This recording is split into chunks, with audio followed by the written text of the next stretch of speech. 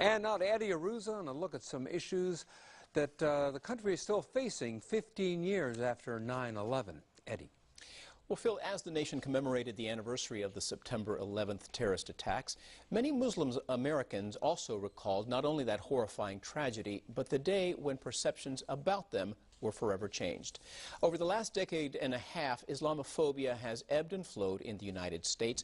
But the rise of ISIS, as well as Donald Trump's call for a complete ban of Muslims entering the United States, with its appeal to the so-called alt-right, has once again renewed vigor in anti-Islamic sentiments.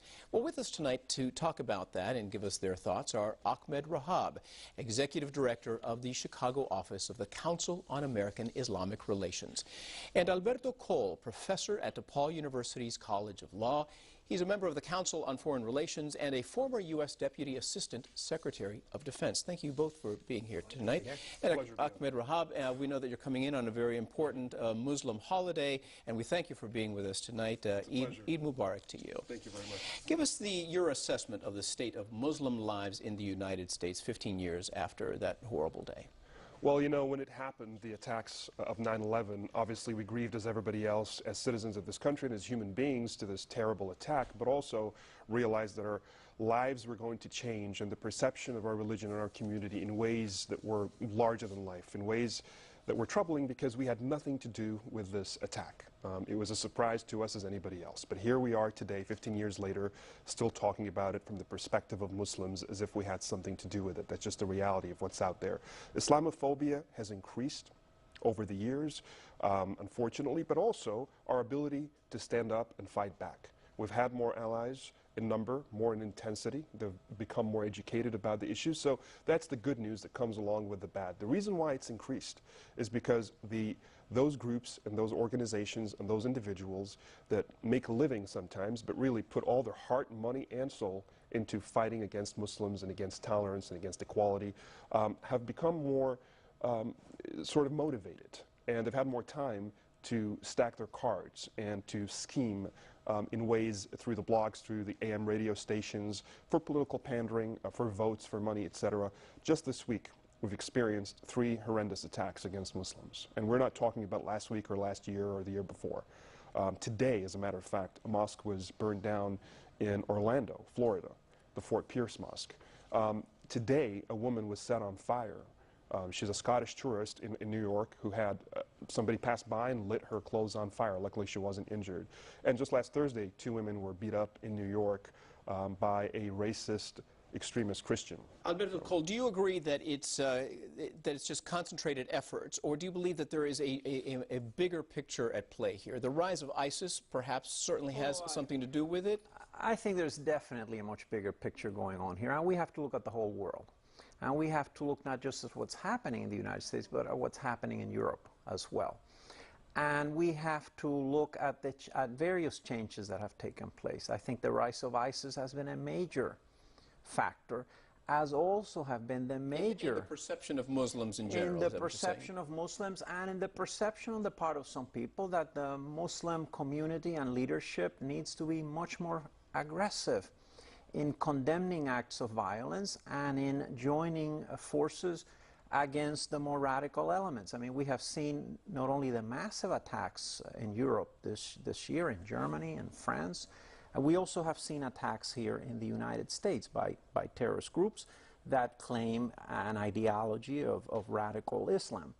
So we have to look at that. I think we also have to give credit to the positive voices that have stood up on both sides of the political spectrum. I mean, let's not forget, President Bush, right after 9/11, said, let's keep one thing clear. This is not a war against a religious group. This is not a war against religion. This is a war against a particular brand of fanatics. But certainly in the current political climate, and with the Republican candidate having called for this ban on Muslims entering the country, that certainly is a far cry from whatever President Bush said more than 10 years ago. Well, on the other hand, I mean, you have to give Paul Ryan credit, because, right after Donald Trump made his call for a ban on Muslims, Paul Ryan very explicitly said, this is racism. And I think that was an important marker. So I don't think Donald Trump speaks for most Americans. I think that there are many Americans who are concerned about the possibility that, you know, their neighbors may be a couple like the couple in San Bernardino. But I think there's still a consensus that racism and intolerance will not become a part of who we are. Ahmed Rehab, what do you think about what the professor is saying here, that the Muslim community, 99.9% of whom are peace-loving and have no ties or connections or support to the more radical elements, have not been vocal enough in condemning these acts? Honestly, I think it's a problematic position that we hear far too frequently. And I would also take issue with the notion that Paul Ryan should take some credit for taking issue with a statement that Trump has made. Actually, Paul Ryan endorsed Trump despite all of the many statements he is making. And I would have a very hard time finding any Republican leader right now that I can give credit for standing for tolerance. It's become a party in which someone like Trump is at the lead for no coincidental reasons, but because they've laid the groundwork for that kind of rhetoric to grow against Latinos, against Muslims, against African Americans, and I think the party is in shambles as far as that goes. So but even if you say the Republican Party is in shambles, what can your community do to counter the perception and image out there? We have to stand with American principles. We have to stand with common sense. Here's common sense. You don't look at an organized criminal organization like ISIS and begin to implicate 1.5 billion people who are Muslim around the world. You don't do that with the mafia and Catholics or Italians. You don't do that with the KKK and anybody who's white or of white skin, even though they claim to speak for those who are white. We differentiate between organized crime and people at large. When we don't, when we implicate the larger Muslim community in one conversation after another, that is what contributes to an atmosphere of Islamophobia. That's why we have hate crimes and arsons and vandalizations and people attacked on the streets, and not just the existence of ISIS, because crime will always exist. And obviously, let me just say this, Muslims are at the forefront of fighting ISIS on the ground. It's not just about condemnations. We've had a lot of condemnations. We're professional condemnation people, you know. Every day, every other day, we're issuing condemnation. But more to the point, Muslims are dying at the hands of ISIS more than anybody of any other religion. Muslims are fighting and losing their lives, giving up their lives and limbs, fighting ISIS more than anybody of any other faith. Alberto Cole, during your time at the Defense Department, you worked on counterterrorism policy and strategy. First of all, how did that affect your view of the Muslim world, and how did it? How do you believe that that applied to Muslims in this country?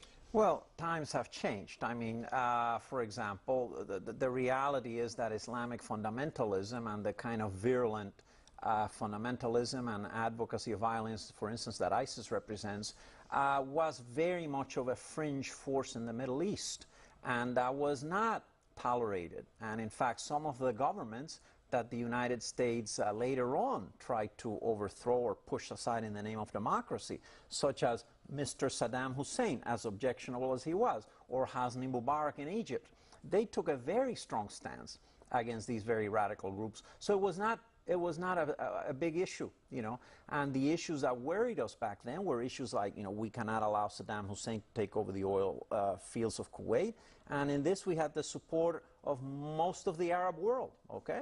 And as you pointed out, you know, some of our closest relationships have been with Muslim countries that share, not just principally that share our interests, okay? So are you saying that the United States has been instrumental in actually fueling these terrorists and their support? In some cases, we unwittingly have contributed to the problem, because we have waged these crusades in the name of democracy, and we have wound up overthrowing people like Gaddafi and Saddam Hussein, and right now we're interested in overthrowing Mr. Assad, who, let me make it very clear, are horrible dictators, okay? But when we overthrow them, there is always a vacuum, and that creates a fertile ground. So we see that in Libya, where ISIS and Al-Qaeda have moved in. We see this in Syria, where if Mr. Assad were overthrown, his most likely successors would be extremely radical, violent, hateful groups, and we've seen that in Iraq as well. So we did not do this on purpose, but we have, in the name of democracy, overthrown people who, however objectionable and murderous they were, kept a degree of stability and kept, in many cases, such as in the case of Syria and in the case of Iraq, different religious communities from fighting an all-out war against each other. Ahmed Rehab, earlier this summer, a billboard went up here in Chicago, funded by somebody in the Muslim community. I don't think that it's even known at this this point. It essentially said, if you see something, say something, essentially telling Muslims to speak out against whatever they might hear. What are your thoughts? That billboard, by the way, is no longer up, but what are your thoughts on that? I thought personally it was a bit gimmicky because it goes without saying that members of our community, our imams, our leaders, people at large, when they see something, they say something. And also we need to be very careful about what that means. When you see something that is suspicious of, criminal action and not someone with a beard or someone in a hijab, because oftentimes when people say, see something, they're seeing the wrong thing. We've seen far too many Muslims being thrown off of planes because they're speaking Arabic, because they're reading an Arabic book with Arabic calligraphy. But this was specifically targeted to the Muslim community, right, and who is already very much saying something when they see something. So I thought it was sort of pandering rather than actually addressing the issues that are supposed to be addressed. But back to Professor Cole's point, I would say that I can't imagine a more radical force in Syria than Bashar al-Assad in terms of the number of people that he is killing and in the ways that he is killing them. He is far more radical in terms of the murder rate and in terms of the crimes against humanity than ISIS, and ISIS is as terrible as they come. That is saying a lot. So it is a complex conversation. Obviously in Iraq, I would agree with him. We left a vacuum in which ISIS has flourished, and so we need to be able to listen to the people on the ground. In the case of Syria, they're not asking for our interference, they're asking for a no-fly zone. And if that were the case, ISIS would not have flourished, Bashar would not have stayed for as long as he did, and because he did, the vacuum was created internally. Well, let's return to the United States here and the perception of Muslims here, because as you might know, Professor Cole, there are some beliefs circulating in primarily conservative circles that Muslims are coming to America, or this is what's being touted out there, are coming to America to wage what they call settlement jihad, and that they want to implement Sharia law here, and that Muslims do not come to America with the intent of assimilating. What are your thoughts on that? Well, I think there are lots of Americans who believe that, but I still think it's a minority. And I do want to take issue with my colleague, because the fact is that, I have a lot of Republican friends who don't share those views and who believe exactly in what Paul Ryan said, which I think was a very sensible statement. Obviously, he's the Speaker of the House. He has to support the Republican nominee, as objectionable as he may be. That's politics, okay, and that's always going to be the case. But I think there is a consensus in this country. The majority of people in this country still believe that you should not stigmatize an entire community of faith because of the violent acts of a few members of it.